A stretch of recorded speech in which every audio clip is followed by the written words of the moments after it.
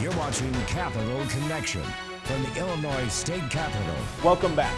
Now, for years, Illinois, like many other states across the country, has been dealing with a teacher shortage, and it's led school districts to take extreme measures to just fill their classrooms and make sure that students have a teacher at the front of that classroom.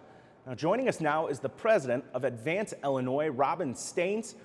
Advance Illinois just released a new report on the teacher pipeline here in Illinois. Robin, thank you so much for joining us. Delighted to be here. Thanks for having me. So I want to just start this off here. This is the report for 2023. This is something that Advance Illinois has been keeping an eye on for a while. There's been other reports on this. What stood out about this year's report that may have changed from previous years? Well, first of all, let me just say, I think it's always really important that there is arguably nothing that the state does that is more important for students than making sure that we have got teachers in every classroom, good principals, assistant principals, and staffing in place at schools.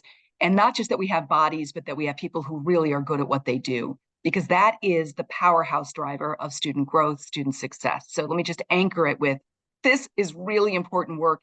It's also multifaceted work. It's a pipeline. And we use that word because there are lots of pieces of the puzzle that have to come together. And so when there are concerns about shortages or about what's happening in staffing our schools, it has a bunch of dimensions. So I think I would just anchor us there. But let me say that there have been a lot of headlines, a lot of worries about teacher shortages.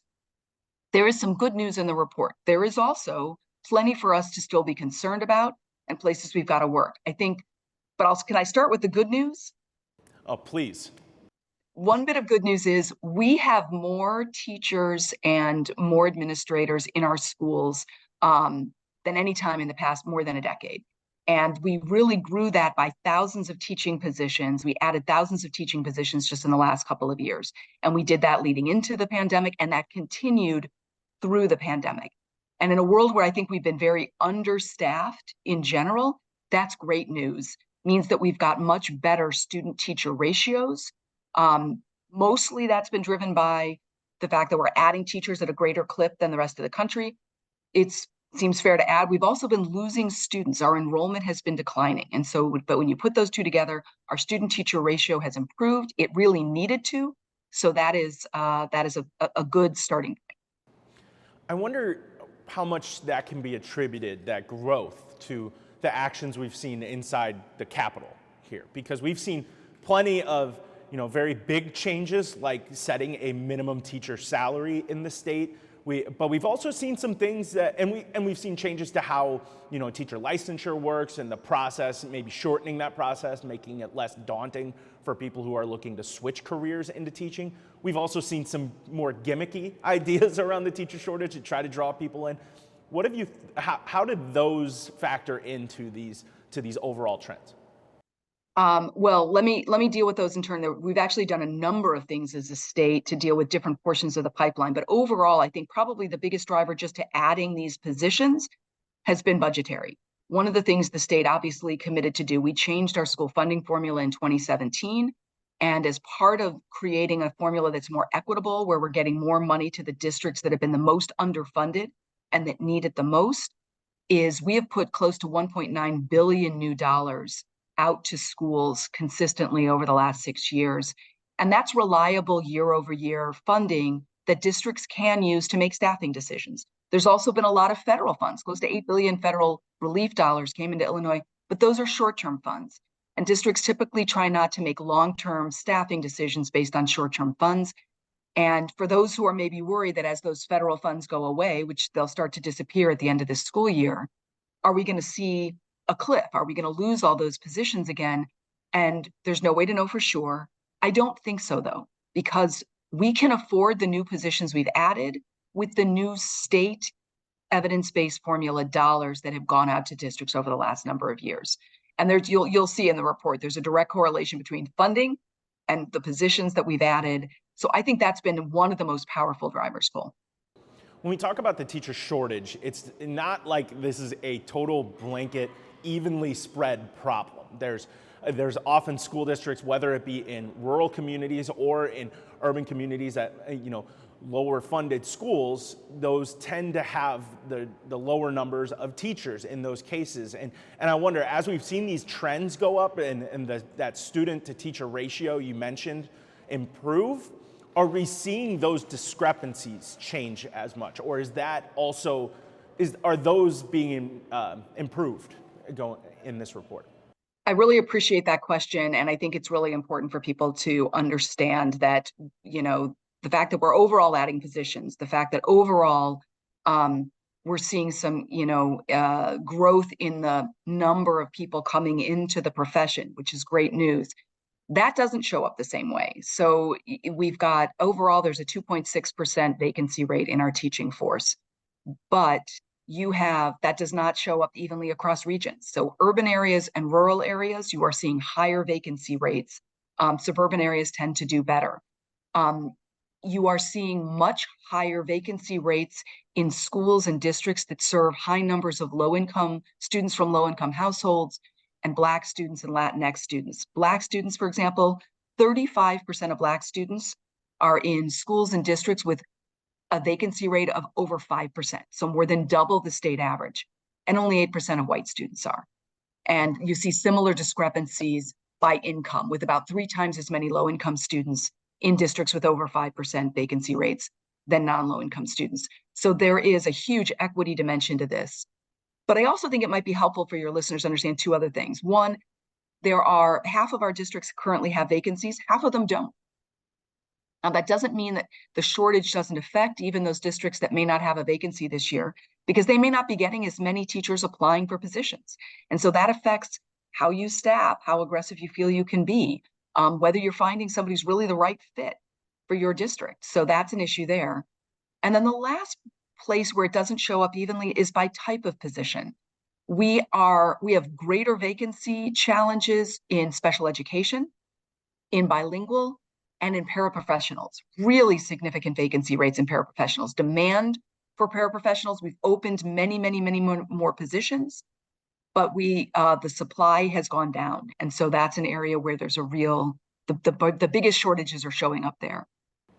When I've talked with school districts about this particular problem, and I'm here in Central Illinois, so I'm dealing with a lot of those rural districts in these cases, and I know these problems also translate to these urban area school districts as well. There's this issue that comes up late in every summer where there's a limited number of applicants for these jobs, and then not only that, but some of these teachers at these rural schools or these urban schools will actually get poached by bigger school districts that are able to either offer more money, offer better living situation in a lot of these cases. How has that been factored into this, where a bigger school district, just for this instance, Springfield Public Schools, being able to go out to rural districts and fill their vacancies by taking from other districts in this case? Is that, how can the state move forward in those particular instances? Is it just getting more applicants in the pool? I think it's a couple things. And again, it's the reason we want to think of it as a pipeline. For any of the issues that we're going to discuss here that you can think of or that come up in your conversations, there isn't a magic bullet answer. We've got to make a stronger pipeline throughout. We're going to talk, I'm sure, in a minute about our ability to retain the teachers once we've got them.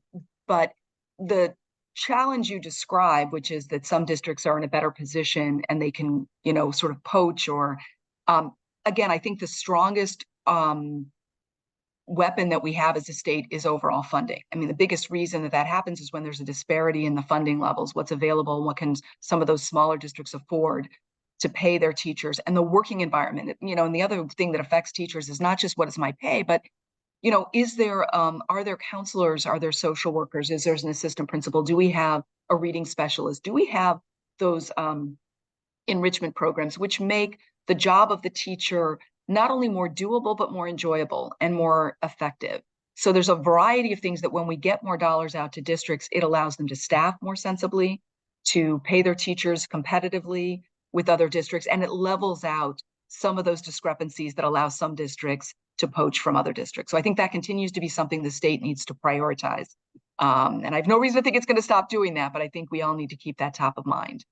Well, that was a great tease into my next question here, because probably the part of this report that I found the most interesting was just how these trends continue to go up in some of these cases through the pandemic, because teaching, education in general, prior to 2020, we saw, high levels of burnout in these positions. And then you put these teachers in seemingly a near impossible situation with, schools shutting down, going to remote learning, then having to go back to schools, but having these strict restrictions on them to be able to even retain the majority of teachers through that tough time was very fascinating to see it. And I wonder what you guys saw in your reporting on that.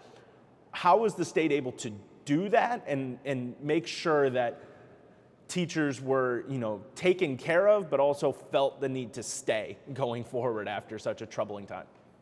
So there's a number of questions in there. So let me try to walk through that. First of all, I think there was big concerns, as you spoke to, that COVID was unbelievably challenging. It was challenging for families, students, and certainly for anybody working in schools, right? We had to adapt to all sorts of different learning styles and challenges. And we see one of the things we looked at is the state administers something called the 5 Essentials Survey, which gives us a window into the school culture and climate as students and teachers understand it. It's research-based. It's great stuff. I encourage everybody to look at that. Most districts do that. And what you see from students and teachers is that the environment in schools did get harder. So you would expect, or the fear was, we're going to see massive resignations. That's not what we saw. In fact, teacher retention increased and improved during COVID. Not only did it improve generally, it improved within schools, because the one thing you care about is you want teachers to stay, but you also don't want there to be churn within a school, because every time you do that, it's a new teacher. They got to get used to the environment. They got to get to know the kids, et cetera. You want teachers to stay and you want them to stay in their school. And we saw that improve during COVID. Now, what we don't know is what happened in this very past school year. So I think I don't think I feel like we should let our guard down. What we're seeing in some other states that have released the most recent data more quickly is that retention started to go down again in a number of other states. So we're going to be watching closely to see if that's what happens here. But so far, we have not seen that huge, massive step back from the profession that people feared and expected. And that is great news. A related question you asked is there anything that we're doing as a state that's really helping on that? And I do want to speak to that because I think it's a big deal, because in general, keeping teachers in that first 5 years is important. And we lose a lot of teachers in those first 5 years, because let me remind all of your watchers and listeners, this is a hard job. And those first 5 years can be really make or break. And we also don't lose teachers evenly. We're more likely to lose special education teachers, and we're more likely to lose teachers of color. One of the things the state has done is it was gearing up to do this and started doing this pre-COVID, and then it used some of those federal relief dollars it got as a state to increase this, is we got back to doing something we used to do a long time ago, new teacher mentoring and induction, which is for the first few years of teaching, you get extra supports and guidance and coaching. And that was across the state, including some virtual strategies for that to reach people in more remote areas and rural areas, and also affinity groups, specifically to let teachers who are working in similar professions or teachers of color to come together for that support, which we've heard from more qualitative data can really make a difference. So the state, to its credit, really increased that work, invested in that work. And so the hope is that we're going to start to see, we'll hopefully be able to hold on and keep those better retention rates going and continue to close gaps among the kinds of teachers that we keep. All right, well, Robin Staines, president of Advance Illinois, thank you so much for joining us today. Appreciate it. Have a wonderful day. We'll be right back.